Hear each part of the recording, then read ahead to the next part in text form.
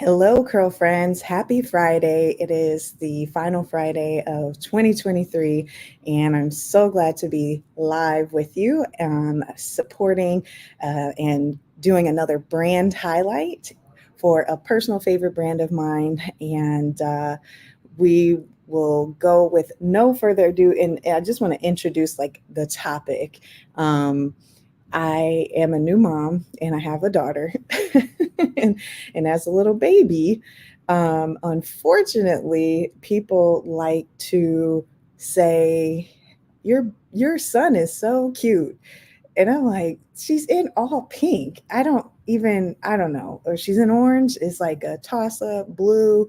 I don't know. It's just been very kind of frustrating, to be honest, because people definitely just predict and say anything. And that's what I found as a new mom. One of the things that people say for sure, just in general. And I knew that I wanted to do something about it. I didn't need to necessarily, but I wanted to. I did not want to keep correcting people and say it's a girl, she's a happy girl. But I decided, how do people avoid this? And I realized bows, accessories, because the color thing wasn't working. She was in a white little onesie, didn't help. Too neutral.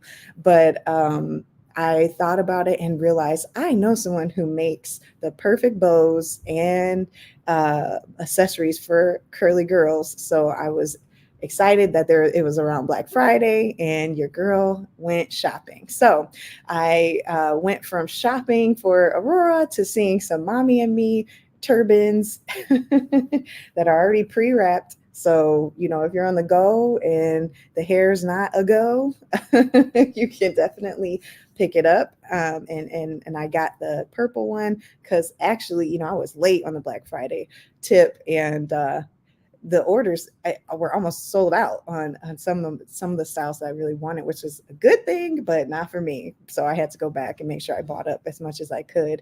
And as I was perusing the Etsy shop, I got an opportunity to see the about page and learned that there was even more to it than just an accessory um, company. It was full of passion and had a great background to how it started. So, without further ado, I would love to bring up the owner of Zuri and Me and have her introduce herself. And we'll start with this brand highlight. Come on up. Yes. Hello, Miss Bustin. Hello. Thank Hello. you. And thank you for representing with the top knot satin line. I love it. And thank you for the introduction.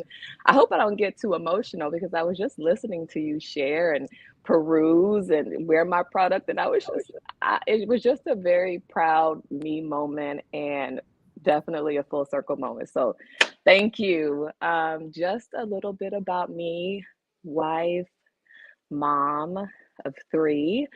Career, I work a full-time job as a senior program manager. And a few years back, I started this, what I like to call passion project, because yes, there is passion behind the reason why I started this small business. And the reason why I took this opportunity to do it for me, because as you know, moms were constantly doing for other people. And it struck me during COVID that I wanted to do a little bit of something for myself and have something that I can call mine, that is owned by me, loved by me, produced, backed by me, and I don't have to answer to anyone. It's something that I love, and yes, there's passion behind it. So I have a 18-year-old bonus daughter, and I have an almost 5-year-old son. His name is Langston. Sorry, my bonus daughter is Kayla.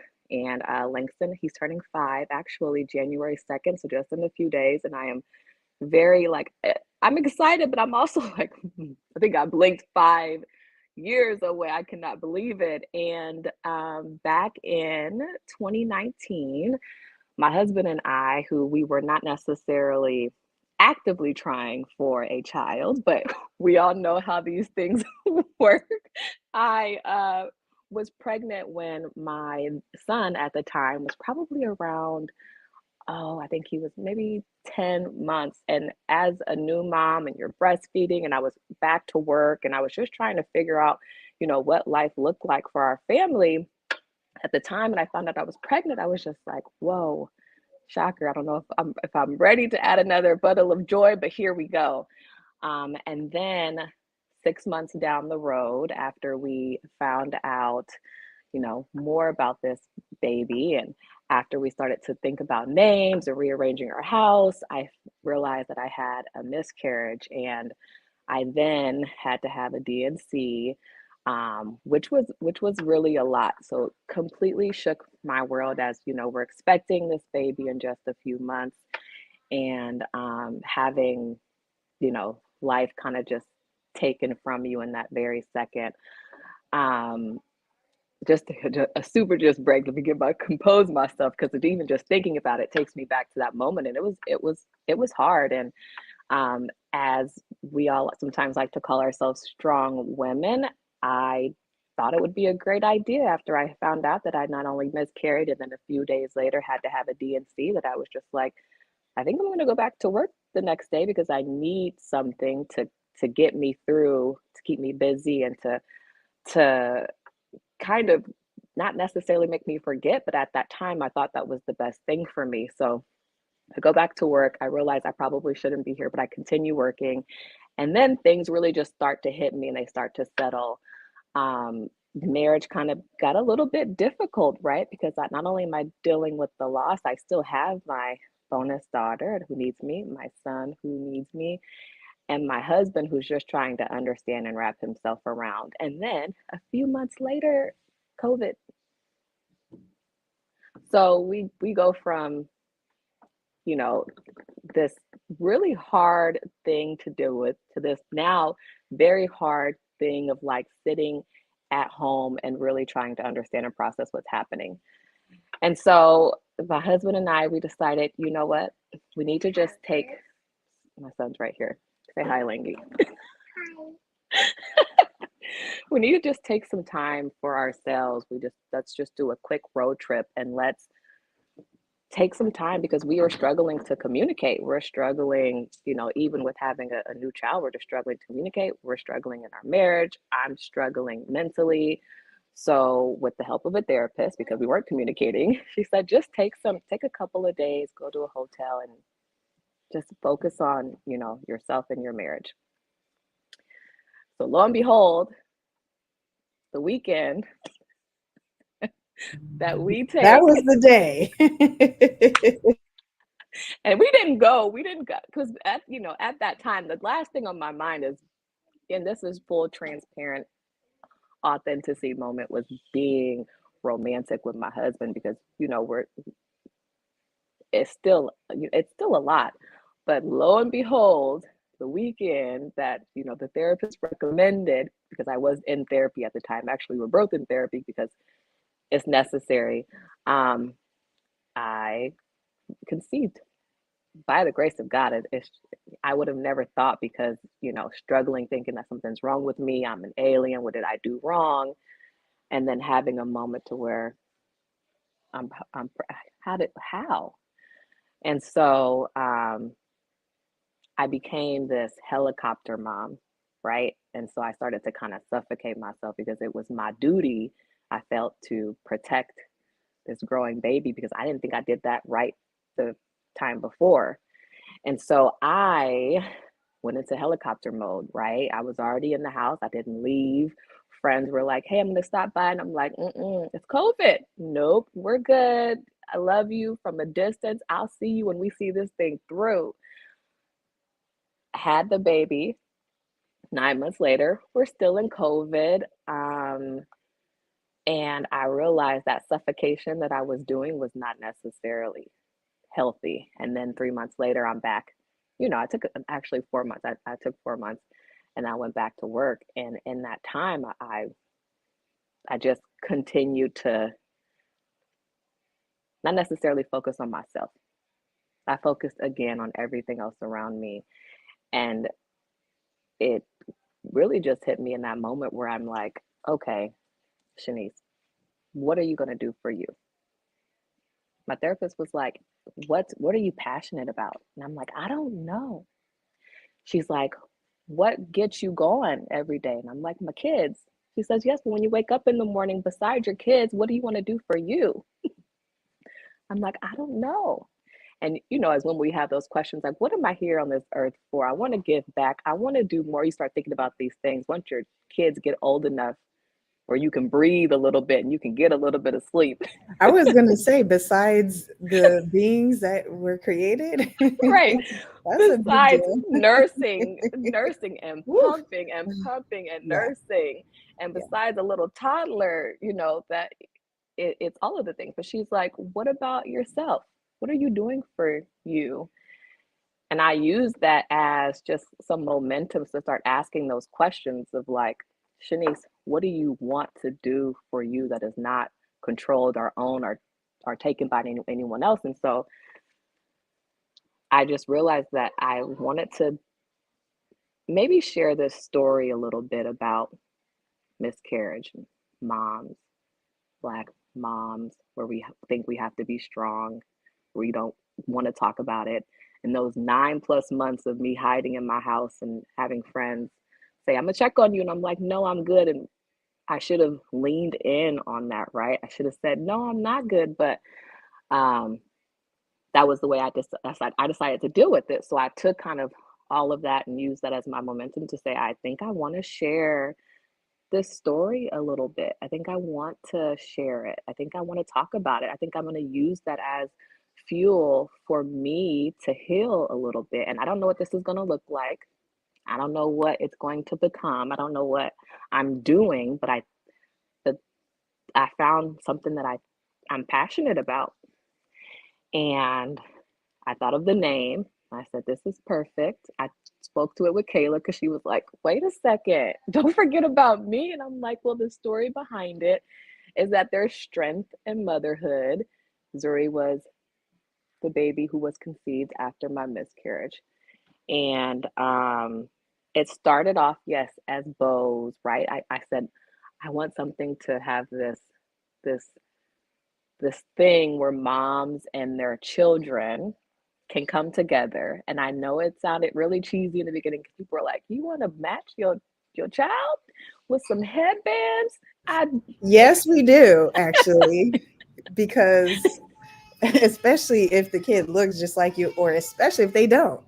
Like, we're a gonna have hundred something. percent, a hundred You're gonna percent. look like me today. Yes. So that's what kicked it off. I had these bows, and my mom, she's a big part of it too. She's the one who knits, and she kind of helped me along with this craft and this journey. But it started off as bows, and then it, became, her and I are wearing bows, and then it turned into let's do hats. And you know, I'm raising Black children, so let's focus on the quality of hair care and satin line and silk line products for the children that need it. And if we think about, silk line products, or if we think about bonnets, sometimes our girls have this preconceived notion that it's kind of embarrassing, or at least I did as a child growing up. Bonnets was not something that you proudly wore. The times have changed, and I appreciate that wholeheartedly. Thank you, Jesus. But I wanted my curly daughter to feel proud to wear something that protected her head and that she felt good in, and that was going to keep moisture, and that she felt like was cute to sport, and that she felt proud to represent. And that's really what kicked off this meeting behind, let's have some protective styles for not only the moms, because it's always us moms that see, we go to the store and it's always products for us. Let's focus on our little minis too. And so having a conversation with my mom, she loved it, and she was like, I need something, since you're really going in this, I need something for me. And I was like, what do you need for you? And she's like, well, when I'm not wearing my wigs, I need something to protect my head because she has alopecia. She was the one, my mom, I'm getting really emotional, who really helped kick this off because she's the crafty one. She would attend all of my craft fairs with me. And she would really just be there as a support. And I was just thinking, like, okay, you want bonnets that represent you, that you feel good in. You want protective headwear for you. I got you. And that for me was a way of like, this is full circle. Like, I'm giving back to the person who really was ride or die and still is my whole life. And it's continues to be this passion project, right? It's we still have our mommy and me's, like you see right there, that I completely love. And we have mommy and me bonnets now. We have bonnets of every style. And I just completely love it. I love what it's growing into, and I know that it's not big, and whatever God has set for me, I'll take it. I'm here to receive it. But with it even being a small Etsy shop, it brings me joy and it's mine. And I could have not asked for anything better. And seeing you, like these moments of seeing moms and daughters, or moms and children, whoever it is, or aunts and uncles and grandmas, grandpas, godmoms, and you name it, that is what like joy fulfillment is. When I think of passion, when I think of now, when I think of like when I wake up in the morning, what I want to do for myself. I want to wake up in the morning. What gives me passion? I have an answer, because it's not my career, it's not my children, obviously, it's not my husband, it's not my house, it's not my car. It's this, where I'm giving back to other moms to show representation of going through something really hard and making it into something beautiful. And I'm giving that joy right back to myself. And so you know, taking a moment to pat myself on the back, I'm a little proud. Even, even with it being a small business, I couldn't be more proud than I am of just saying, let me try, and seeing where it is now. So that's a story, a little bit of a long story, but I wanted to share that. I feel like it was important to share it and continue to be open and honest and upfront about how hard it is for us moms, and how hard it continues to be. But sometimes we just have to take that moment to, focus on like, what else do we want to give back to this world. I appreciate that story. And, you did a very great, you gave a great explanation, and I didn't even have to really prompt you. So I'm glad that you're able to express yourself and share that Yes, story. There are countless concerns women have while we're pregnant, after obviously the child is there, but even child the journey actually getting the baby out. right. There's a lot Yes, of things that we are faced with making decisions about our health and their health, and even dads, who are active, definitely trying to figure out how to support us as well. And a right, few things that I took away from your story was it being full circle, even within mommyhood. right. And how Absolutely. generationally you're setting the bar for your children, but you're also giving back and honoring your mother who Hmm. has been there, obviously. A and hundred percent.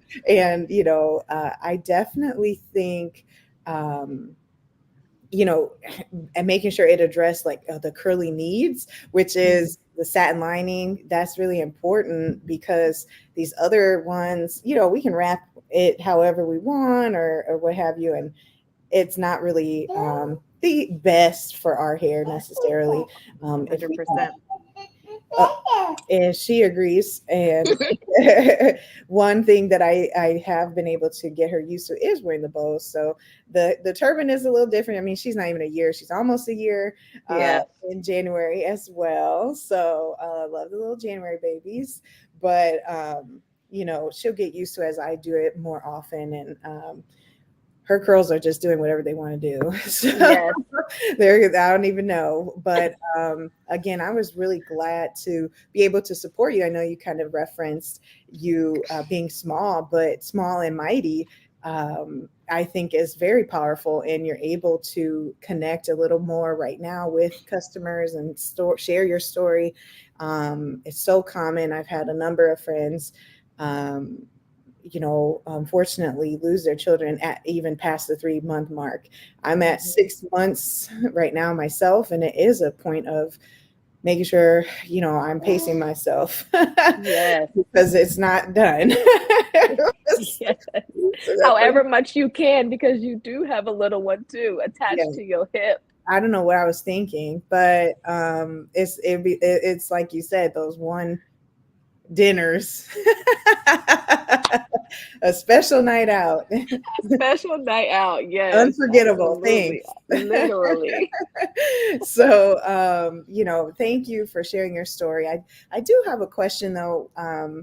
As you haven't mentioned necessarily your any struggles necessarily as an entrepreneur, Oh my but goodness. we know there's plenty. So there's, you said why you started and you have a great background story. But I would love to learn and have you share what you've learned as an entrepreneur Mm, and of course, a mompreneur. And yes.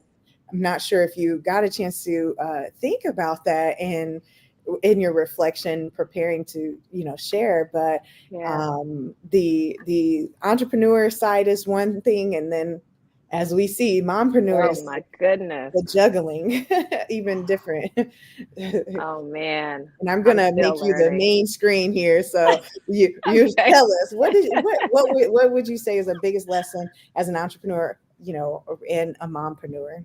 Yeah, as an entrepreneur first, you go into it with your own funds, your own money. You go into it saying like, I'm going to give this a try. I'm going to back this up using my some money from my savings. And I'm going, and then you realize it fully is supported on you. So I don't have a team. So what's driven by social media is me. What's driven by inventory is me. What is driven by product, me. Um, the Etsy site, me. And it doesn't really hit you because you think, okay, I'm going to go into this. I can do this. Not necessarily easy enough, but I think that I have the steps as I write on my business plan that I can make this happen. And then once you're in it, you're like, oh, certain things start to happen and certain issues start to pop up. And you don't see income from it at all because whatever you might necessarily get in from any purchases goes right back into the business. And so for a year and a half to almost 2 years, I'm at 2 years now, um, you don't see anything back in return. And so what you are investing, you just reinvest back into the business and you hear it, right? You hear other entrepreneurs share that, but when it's your own funds, right, it really hits you differently. Time commitment, organizationally, like organization skills, keeping everything organized. My goodness, these are just, and they're just small things that you don't necessarily consider, right? Um, Mompreneur is a big thing for me is mom guilt. We say like, am I taking time? If I'm working in the evenings after the kids go to bed or weekend mornings, that's where I try to have the time to spend on my business. But you have mom guilt regardless, because I'm like, maybe I should be doing this. Maybe I should be doing this. But here I am focusing on this. And your business is for the right reasons, but there is that little bit of mom guilt that gets in the way. Or, my husband's like, you always attached to your laptop. Can you put it away for a second? And if that was me, I completely understand. The roles were reversed. I would be all up in his face, like, sir, put that phone down. Right. But now that he's asking me, I'm like, hold on, wait, I'm doing this for my business. Now I have these excuses like, wait a second, but I have to also consider where he's coming from. But we know men can't really. No, I'm just kidding. Multitask. I'm like, I'm doing it for my business. You're Yeah, doing something else. And he's yeah. like, You're watching the updates on the football game. This is 100%, 100%. This is for me. And he's like, okay, okay, Shanice.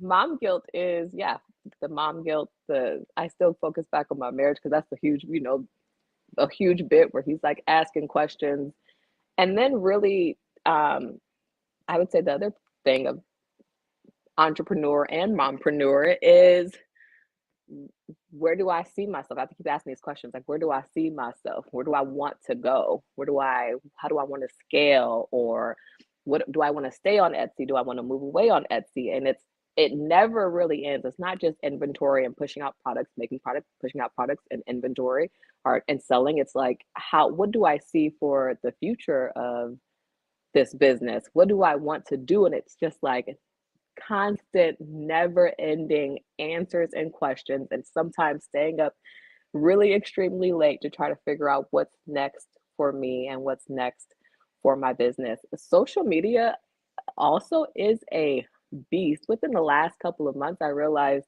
I need to start putting myself out there a little bit. There was this Instagram meme, and I don't fully remember it, but it's like, hey, if you want your business to do something, you got to show up. And I was kind of just throwing a little bit of sprinkles over here, throwing a little bit of sprinkles over here. And I'm realizing that's not really getting me where I want to be. And so in the last few months, I've been trying to do just that and show up. But social media is hard. It is exhausting. Developing content, making the content, posting the content. Oh, wait, creating the content, editing the content, posting the content, and then the anxiety behind once the content Did is it shared. work? And It who's didn't sharing work. it? And Are and there what's the ROI on this? And if I 100% the analytics with the number of, yeah, share, that in itself is a whole other commitment. And not only is it's like a mental commitment too, because it could be pretty exhausting, but it's, I wouldn't change it at all. I wouldn't change it, but I'm still trying to figure out what is going to be best for me without pulling away too much time from my family while still trying to enjoy it. So I'm still trying to figure out what that healthy balance really looks like. I don't really have the answers. I don't know what the answers are because I'm literally in the thick of it now. And so maybe we could come back in a year, maybe I might have some answers, but at least I have the momentum to continue to do this and to continue to, to drive. I mean, what's really helping is those messages where I get not the reviews, but these messages where people are like, hey, thank you for this amazing product. That keeps me going. And, you know, also what's really nice is knowing that I just looked at this morning, knowing that like 2 years ago when I first started this business, it would take like a month or maybe 2 months to even see 50 orders. I just checked this morning and I looked at my past 7 day history because I was thinking like, okay, Christmas is slow. Christmas makes things slow down a little bit because people have already purchased their gifts. And I had 47 orders in 7 days, yes, that's right? awesome. Look at That that. Look at it that. absolutely amazing. And so it is true. And they say the first couple of years where you're figuring out your business plan, where you're figuring out your mission and your vision, and you're figuring out what works, it might be a little bit slow. Things take time, right? And so I do have some momentum. I'm still not where I I want to be completely, but I'm fully enjoying it.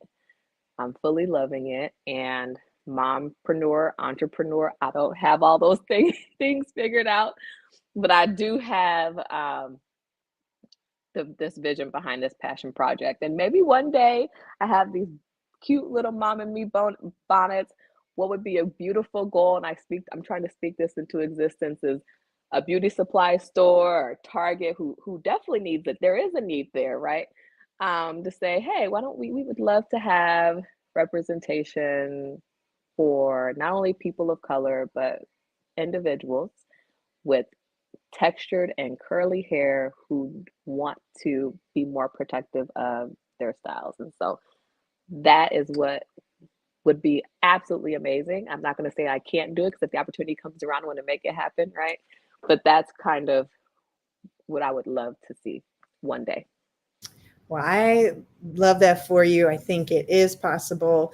Like you said, the first few years are kind of tumultuous and just figuring out the processes that work for you and Yeah. for your customers. I think that Curls on the Block's been around now about 6 years, going into 7, and I'll tell you, once you get it, then you got to pivot. So it's like, oh my gosh, like what was working may not anyway. A But as hundred long as you percent. have your core, your passion, and you remember why you started, I do believe that you'll continue and grow as necessary. I also watch a lot of Yeah. Shark Tank. Gosh, Come on, like, let's put Curls on the Block on Shark Tank. That would be you know what? amazing.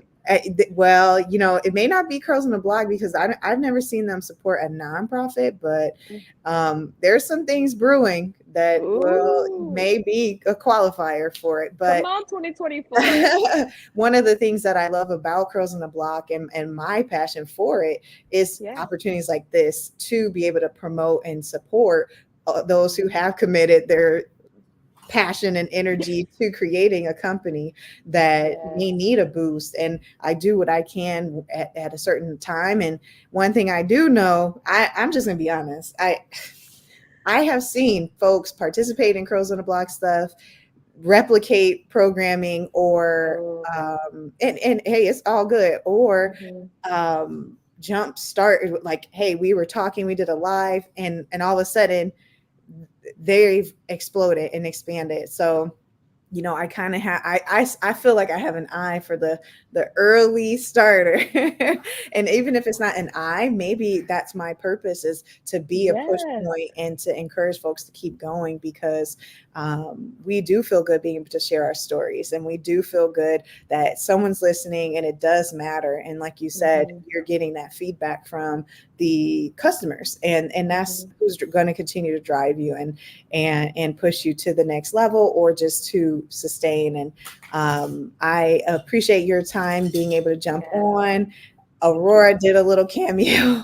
Come on now, Ruh. She did Representing. have a little bow after taking off the turban, and so it's very easy to put on and off and take off. Yes, So you can see absolutely. that if a child gets frustrated, it's not going to feel suffocating for them. And I feel like, hey, I had a wash and go planned, and I just braided it, and I was ready. I was like, you know what, I look. Ready and cute. Yes, amen. So, I just want to make sure that folks know how to reach you. Your Etsy shop is in our comments here. You can go to Etsy.com, type in Zuri and Me, and Yes. find some of the cute styles. There's, if you're not big on the patterns, Mhm. shame on you, no. But get with a bold color, something like that, and just let your child embrace the bows. And you even have stuff for boys and girls, so it's not just for the hair; it's for what I feel like is self-esteem and self-love as well. And so Oh, that's what yes, Curls on the Block absolutely. is all about. And you know, the science behind protecting our hair, we're continuing to learn, and we know that certain fabrics actually do protect our hair a little bit better than cotton. So it Yes. can be cotton on the outside, wool on the outside, but please, y'all, get a satin lined product for your hair, Yes. and it'll support that maintenance, and that's something we teach in our Curls on the Block curriculum as well. So thank you again. Yes. I Thank you. appreciate your time, and without further ado, I'm going to tell everyone, stay curly and have a wonderful Yes. holiday, new year, and You too. make those goals. And even if you don't achieve it in this coming year, keep looking, and keep Mhm. working towards them, because sometimes it'll come, 2 years later, and it's even more amazing than you could have even imagined. So 100%. I love thank it. you. Thank you. Thank you for this gift. I appreciate it. Appreciate you. Absolutely.